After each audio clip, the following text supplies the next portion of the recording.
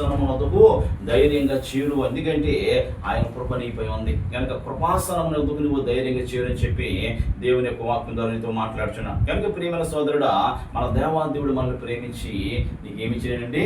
కృప ఇచ్చాడు. కనుక ఈ లోకంలో నీకు ఎవరో లేదని కృప.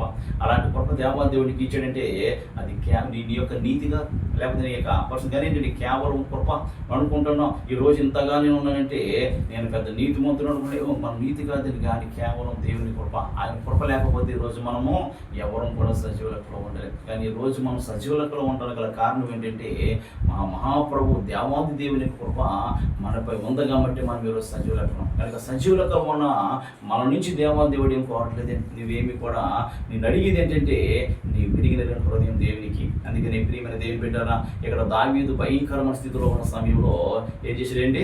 దావీదు భయంకరమైన సమయంలో దేవాది దేవునికి ప్రార్థిస్తున్నాడు. అయ్యా, నేను చాలా భయంకరంగా ఉన్న నా దోషములన్నీ కూడా ఎలా ఉన్నాయంటే నా తల వెంట్రుకలు మించిపోయిందని చెప్పి అంటున్నాడు. చూడండి ప్రియమైన దేవుని బిడ్డలారా, అలాగే ఈరోజు మన దోషాలు కూడా అట్లాగే ఉన్నాయి. ఈరోజు తల్లి గర్భాన పుట్టింది మొదలుకొని మనం ఎంతవరకు ఉన్నాం, మన దోషాలన్నీ కూడా ఎలా ఉన్నాయంటే మన తల వెంట్రుకలు మించి ఉన్నాయి. అందుకనే మన దోషములను పాపములను ఆయన చూడండి ప్రభువు యేసుక్రీస్తు వారు కల్వరి శిలువలో భరించాడండి. కనుక ప్రియమైన నువ్వు మోయవలసిన శిక్షను, నీకు అనుభవించవలసిన శిక్షను, నువ్వు అనుభవించవలసిన శిక్షను ప్రభువు యేసుక్రీస్తు వారు భరించి నీ పట్ల గొప్ప దళితం చేసాడు దేవుడు. కానీ నువ్వేం చేస్తున్నావు? ఆయన కృపను నువ్వు నీ పిల్లల్ని నిర్లక్ష్యం చేస్తున్నావు. ప్రియమైన సోదరుడా, జాగ్రత్త తెలుసుకో. ఎందుకంటే ఈ లోకంలో ఉన్న వారికి అందరికి కూడా కావాల్సింది ఏంటంటే కృప కావాలి. ఆ కృప నీకు కావాలంటే మొట్టమొదట ప్రియమైన సోదరుడా ఏంటంటే ప్రభువు యేసుక్రీస్తు వారి పాదాలు చెంతకరా. ఎందుకంటే మనం చూస్తున్నాం, ఇది నేను వేరే విధంగా నేను అనట్లేదు కానండి,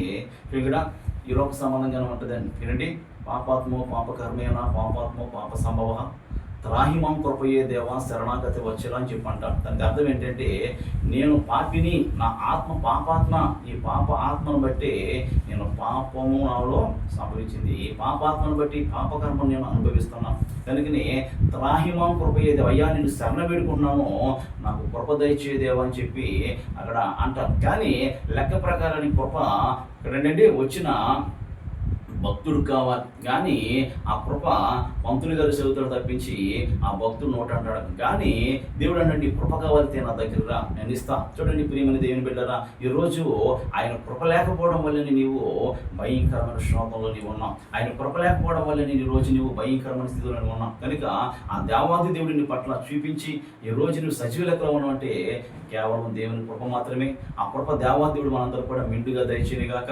ప్రియమైన దేవుని బిడ్డరా, దావీదు అంతటి భయంకరమైన స్థితిలో ఉన్నా సరే తొట్టులు పోకపోవడం గల కారణం ఏంటంటే ఆయనలో ఉన్నవాడు, మనలో ఉన్నవాడు గొప్పవాడు. కనుక ప్రియమైన దేవుని బిడ్డ, అలాంటి గొప్ప దేవాదేవుడికి మనం భయపడి జీవిస్తే దేవుడు మన పట్ల గొప్ప అద్భుతం చేస్తాడు. అట్టి కార్యం దేవుడు మనందరికీ చేయని గాక.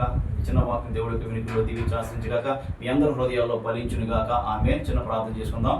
మహాపరిశుద్ధుల దేవా నీకు స్తుతులు తండ్రి, ఆశ్చర్యకరడానికి స్తోత్రం అయినా జ్ఞాపకం చేసుకోండి.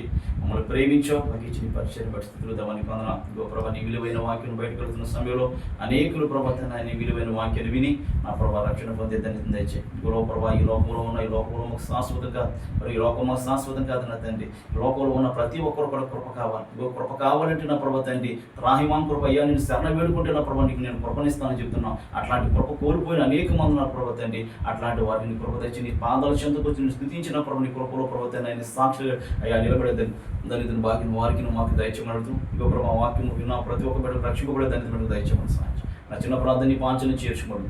మా ప్రభువును ప్రియ రక్షకుడైన ప్రభు యేసయ్య పరిశుద్ధ నామమున స్తుతించి ప్రార్థించి మీ సహాయం కొరకు అడిగి పెట్టుకున్న పరమ తండ్రి. Amen, amen, amen. Praise the lord.